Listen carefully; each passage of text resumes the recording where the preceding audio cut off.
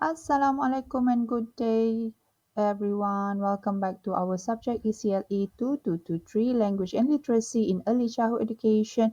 This week will be our week 9, and for this week, we will be looking at Unit 7, which is Children and Book. Before we go any further, let's look at the learning outcome for this topic.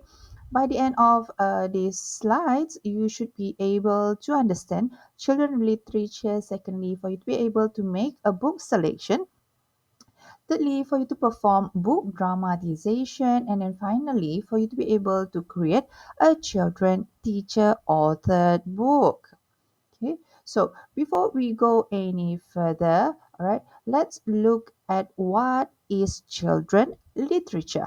Okay, so basically, children literature can be considered or defined as a written works and a written works that is accompanied by illustration that is produced to entertain all the young children. Means that any books, any story, poem specifically created for young children, okay, designed both to entertain, but sometimes it can be to educate as well.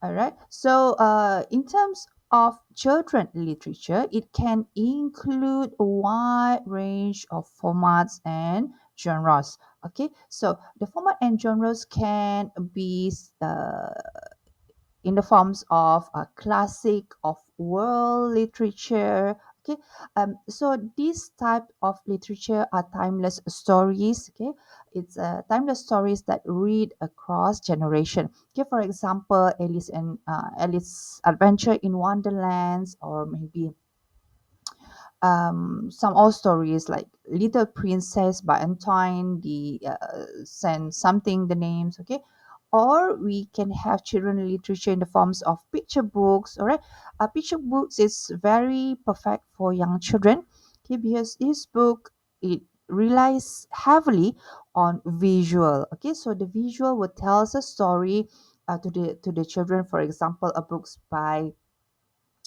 Eric Carr, the title The Very Hungry Caterpillar. Okay, so secondly, we have picture books, and then we have easy to read stories. Okay, easy to read stories written exclusively for children, and fairy tales such as lullabies, fables, folk song, and many more lah. Okay, however, we do have a traditional forms of literature such as like the one I mentioned just now. Okay, fairy tales. Okay, fairy tales, story, made up stories lah.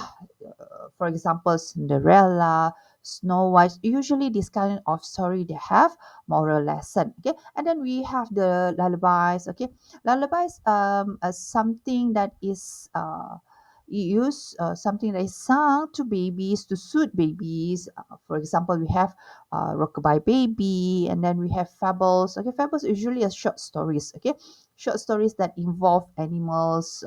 Usually, it's to teach lesson. And then we have this folk song. Okay, so folk song and folk tales, right, usually a story that is being passed down orally, okay, from one generation to the other generation. Usually in folk tales, we have elements that reflects cultural heritage. Okay, for example, the story of the boy who cried wolf. Okay, cerita serigala, what we call that, pengembala kambing dan serigala, I think something like that. Okay, and then we have a story like the Harry Potter series. Okay, so the Harry Potter series is one of the most notable and also famous storybooks. Okay, so it's by J.K. Rowling. All right, this is one more example of children literature. Okay, across all age. Okay, across all age boundaries. All right. So means that from younger children until older age. Okay, still are also still suitable. All right, to read this kind of book. So although these book were written for children, okay, however, they do capture the imagination of adult worldwide. Okay, so if you all can remember, this book was sold millions in copy actually. Okay, it sold millions in copy until a story was made, a movie was made from this story. Okay, anyway, it shows us the important point from this is that children literature can have universal themes. Okay, so the themes can be from friendship to bravery and also uh, loves. Okay, love that is resonate to all ages lah.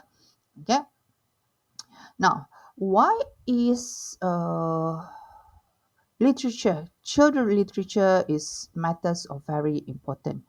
Okay, anyway, okay, this literature, okay, it has many benefits to children development as well. Okay, especially in imagination and creativity. Okay, so literature can be a good tools to encourage imagination and creativity in young children. Not only that, in most of the story we do have a life lesson. Okay, the story does teach the children about life lesson. Okay, for example, the fables or fairy tales. Okay, usually this kind of story comes with a strong moral messages. Okay, and also it can help to build language and literacy skill. Okay, now moving on, how do you select a book for infant? Okay, so when you want to choose a book for infant, it is very important that you select the right book according to the age. Okay, so when I say according to age, anything that you decide to do or to use with children, it have to be age appropriate. So same goes to the book. Okay, choose age appropriate book will help you to nurture, okay, to nurture the love for reading from the very young age. Okay, so how do you select a book for infant? So first one, as we all know that infant learns through their senses, therefore the book have to be visually appealing.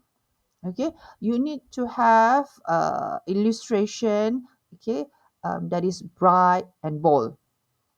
Okay, because visual are the key when you select a book for infant. Okay, therefore look for book with medium to large photos. Okay, and then it has bright and also bold illustration, because infant, they are very drawn to high contrast images and also vivid colors, because their eyesight is still developing. Therefore, book that use what you call a single color, dual color, okay, also perfect for babies. All right, and then secondly, select book that has a simple stories. Okay, because this is another essential features, simplicity. Okay, therefore you select a simple stories. Okay, so a good book for infant, it should be simple, does not have to be long stories. Okay, might probably just one line or one text per page. Okay, that will be sufficient for infant. Why?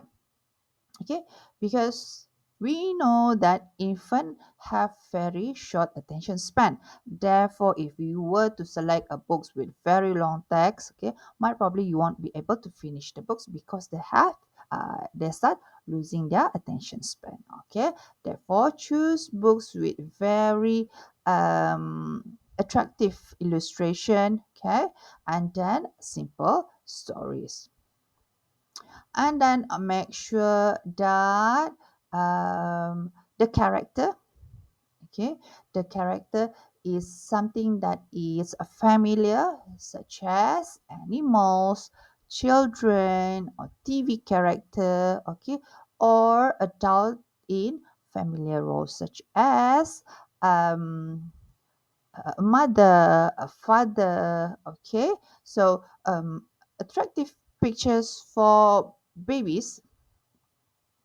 is are not just for looking, but it is a very good tool for interaction with babies. Okay, now moving on to book selection for preschoolers. Okay, it's slightly different than infant, okay, because we know that children development are growing according to their age. Okay, now how are we going to select book for preschooler? All right, this is a crucial age where children are rapidly developing all of the domain in their development, such as their language, imagination, the curiosity. Okay, so find books that is easy to relate to. Okay, always choose good books that are easily relate to children. Okay, easily for the children to relate. Okay, so for preschoolers, okay, they connect best with stories that something about things they see or experiences every day. Okay, for example, storybooks about their family, friends, about their school, okay, or their pets or their nature, for example. Okay, now find books that is not too difficult to read for the children. Okay, because we know they're still developing their skills. Okay, be it for reading, okay, be it for um, apa tu, pronunciation and so on. Okay, so find books that are not too difficult for children to read. Now, child to interpret the illustration as the story progress. Okay, so it is important for us to give some opportunity for the children to actually interpret the illustration, okay, according to their understanding. Okay, these help us to open the window of learning. Okay, but at the same time we can also teach them about important things. Okay, so you can include some lessons about emotion or maybe some values like friendship and so on. All right, don't forget, choose books also with strong illustration. Okay, because illustration is what drive the stories. Okay, preschoolers love to interpret the illustration, okay, as they listen to the story. So choose books where picture help to tell the story. All right, so even if the child still unable to read, they can still guess what is going to happen, what is happening by just looking at the illustration. Okay, so strong illustration is very good. Okay, you go and find books with strong illustration, good illustration, not just look pretty but also illustration that could help to capture their attention, that could help to express the emotion and also help to understand, adding some depth to the story.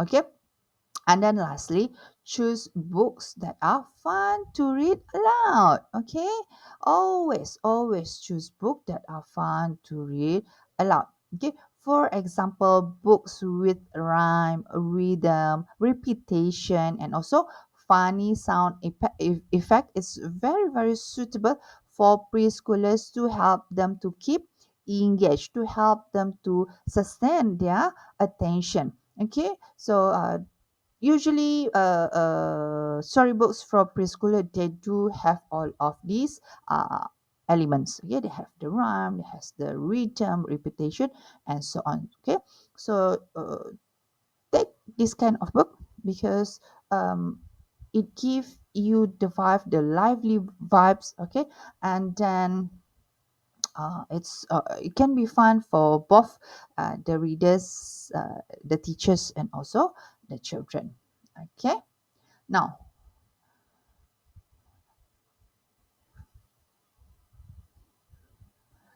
moving on. Okay, how are you going to tell the story? Okay, to perform the book dramatization. So, what is book dramatization? Okay, basically, book dramatization, it's a fun, it's interactive way, okay, to bring the story live in the classroom. Okay, in simple terms, book dramatization is when student act out the story. They do acting.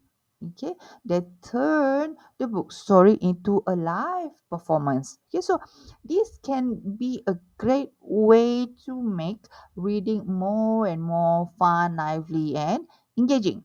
So, what is the benefit of book dramatization?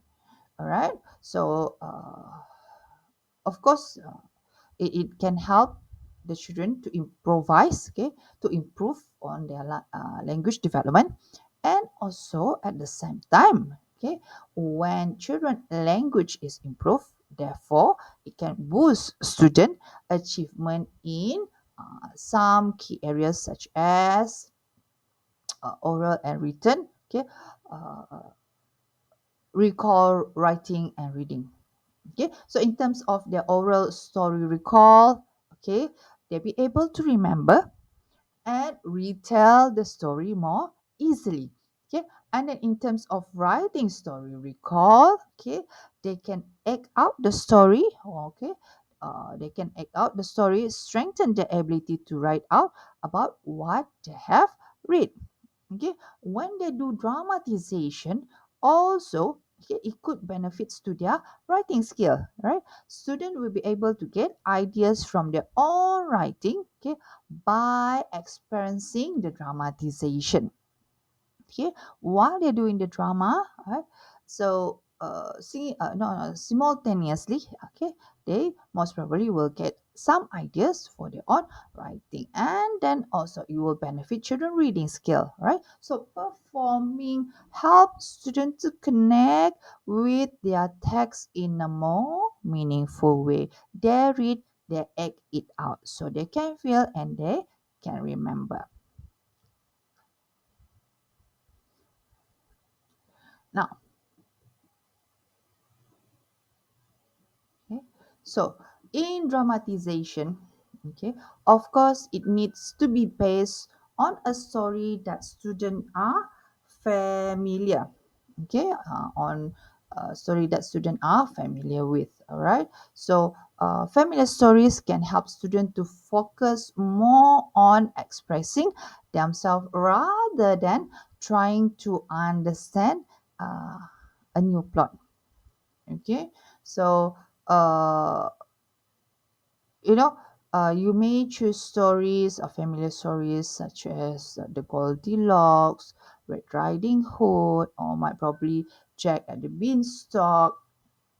Okay, so choose a familiar story. Okay, because this will help the children to express themselves, okay, rather than trying to create new plot. Okay, so this can be planned by the student, okay, and the script is not necessary. All right, so dramatization, okay, uh,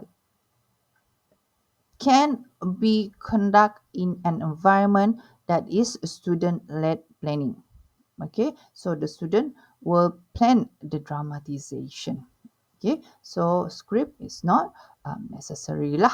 Okay, so it can be spontaneous as well, right? Now, another fun aspect is that different student, okay, they may play different part each time. Okay, different student playing different part each time in the role play, something like they take turns. So this can allow them to experience different role, okay, different practices, different types of speaking. Okay, so when we talk about speaking, it can be the narrator, or maybe they can be the main character, or maybe they can just be the supporting character. All right, so this activity, all right, this also can help to keep the activity fresh and exciting. Okay, so why why script is it's not necessarily okay, so why no script? Okay, when children plan the story but script is not necessary. So why script is not necessary? Because we want to encourage for spontaneous language use. Okay, at the same time it helps to build confidence in speaking. All right, they spontaneously build the script. All right, also it helps student to um, be a critical thinker. They think quickly and improve fluency. Okay, so by having book dramatization, okay, even even the shy students also will have a chance to develop their language skill naturally. Okay, now plan and play a story dramatization. All right, so how to plan and play dramatization in a structured way.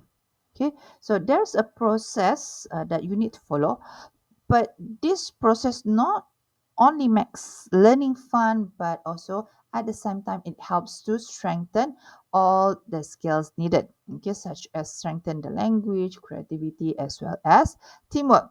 Okay, so the first one is to reread and discuss the story. Get to understand the story. You reread and discuss the story with the students. Okay, so this help to refresh their memories on the story, the plot, the character, and also the key events. Okay, so you might want to ask them questions such as, who is the main character?